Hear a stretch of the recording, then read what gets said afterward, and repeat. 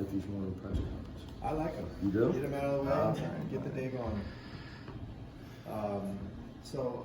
Jalen Hill, is it fair to say that he's kind of become your most skilled big right now? And what was that part of his move into the starting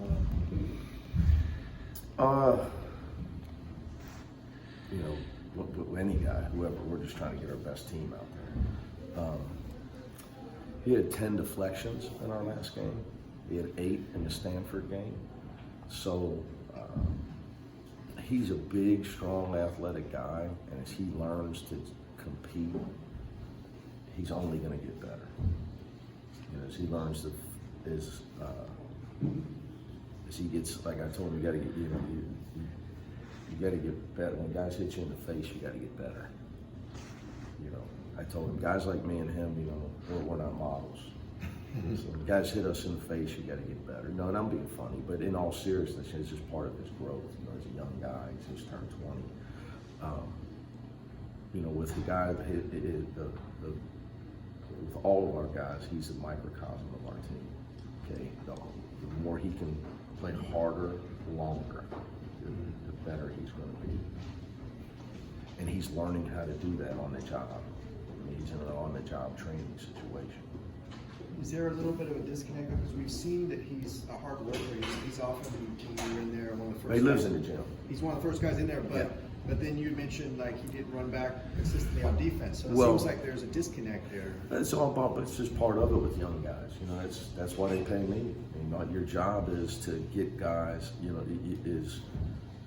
know, Bob Huggins used to always tell people, when I was young and I was on the staff, coaches would ask him stuff, and they'd say, well, you know, you have your drills, and then you have the games. And so you have to be the bridge. You got to get them to cross the bridge, you know, to get them. And it's hard. Some guys never cross the bridge, you know, to where they can take what you're trying to teach them, and it becomes who they are in a game setting. But with him, it's like, you know, he lives in the gym, you know, but I think you can shoot, or you can live in the gym all you want. There's plenty of guys that, you know, that are great workout guys, but they start that, you know, their careers are in the YMCA leagues. You know, that's all. It doesn't matter if you got to get in the game and compete. That's what he's learning how to do that. You know, I'm proud of him the last couple of games. You know, when you get 8 and 10 deflections in a game, that's effort. You know, so he's learning how to just put forth out effort. All he has to do to have a career in this game is play hard all the time. He's just got to try to become Montrezl Harrell. That's it. That's all he's got to do. You know, and I know, you know, everybody loves working on their jump shot. God knows we need some points. You know, I love it when he can give us some offense. But you know, he just got to not turn the ball over and just keep playing hard. Just keep worrying about playing hard. His jump look has become quite effective, though.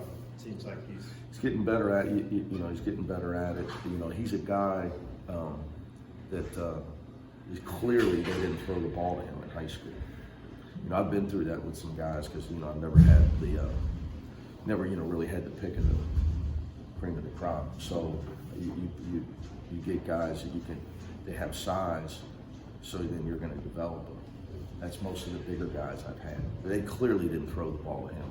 You know, he played with other guys his whole life, where, you know, you know, he's learning how to take his time. That's the biggest thing. Just you know, you can just tell a guy that's it's played with the ball his whole career, and a guy that it's new for him. It's new for him. Yeah, he seems to be pretty good at passing out of the post. He's got to make the easy pass. Too many turnovers. He knows it. And we talk about it. My big thing with him though is right now, you know, look, we got, you know, we're a work in progress. And our mantra for the next, you know, with, you know, young guys, and he beats himself up. You got to get on to the next play. You can see how visibly he gets upset with himself. I need you to worry about running back on defense. You know, you threw it away, get back and block a shot. You know, that's all part. But it's part of young guys growing up. If he just learns to keep playing hard, he's got a chance to be a good player. He really has a chance. He's got to worry about how hard he competes.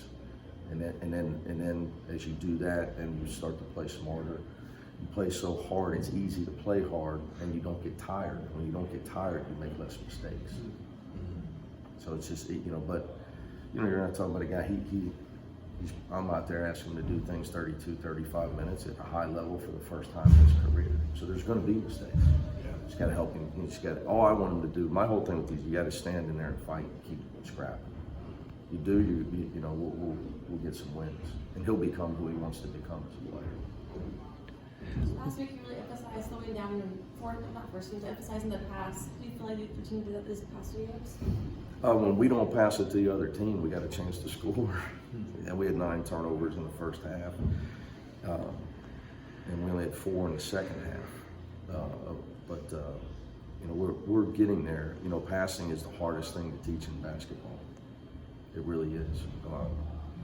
It's a beauty. It's why those football coaches I'm jealous of. They only got to worry about one guy passing the ball, the quarterback. They don't have to worry about linemen passing. So it's hard. And it's passing is a skill a lot of people were born with. Just some people have a natural feel for not only who to pass it to, when to pass it to.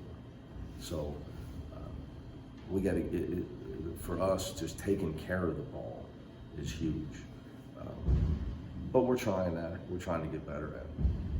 It's a key to offense. Oregon, year after year, no matter how much roster turnover, they've remained pretty elite under Coach Altman. Is that? We play Oregon State, right? Actually. I thought you were trying to trick me for a minute. No, I actually messed that up. Sorry. I'll save that question then. But Trust me, I didn't know either. okay. I was worried about Cal. Yeah. Then I was worried about trying to digest a meal for the first time in a few weeks. But I'm glad you caught So me. trust me, I had the same problem. They had staff had to tell me. We'll get that one. Okay.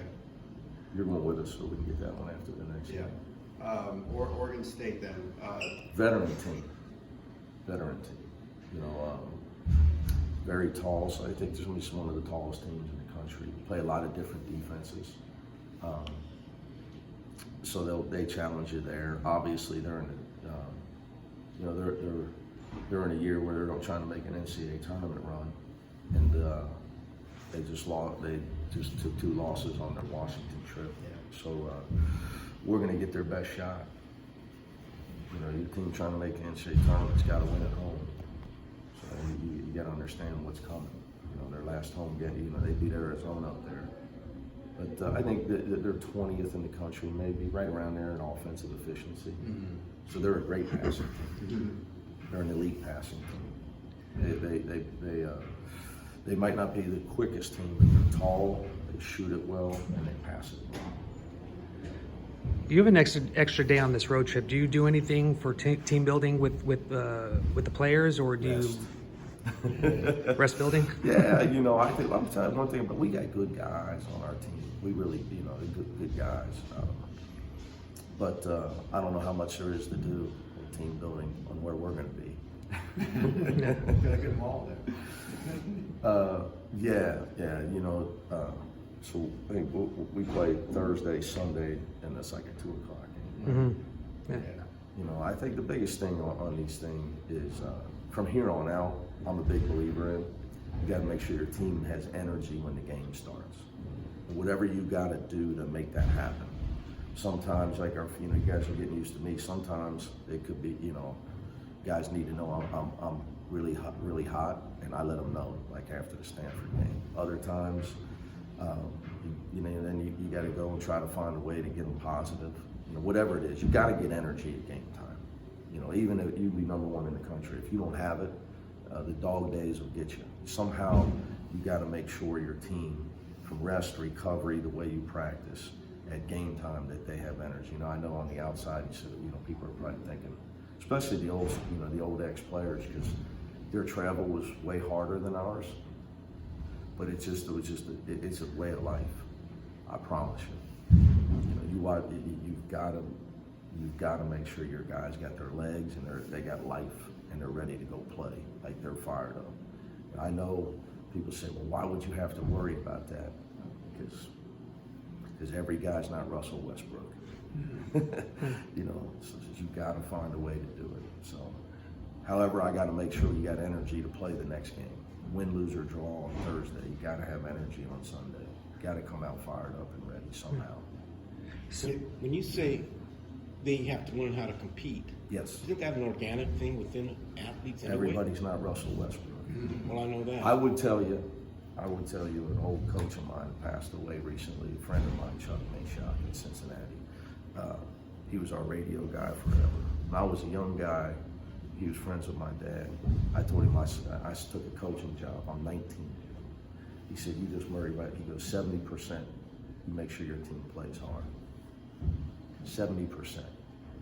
30% is strategy, X's and O's, and 70% you make sure your team plays hard. Right, isn't it? So teaching kids how to compete and play hard is you would think, well, what do you mean? So there's a clip one time I always show teams.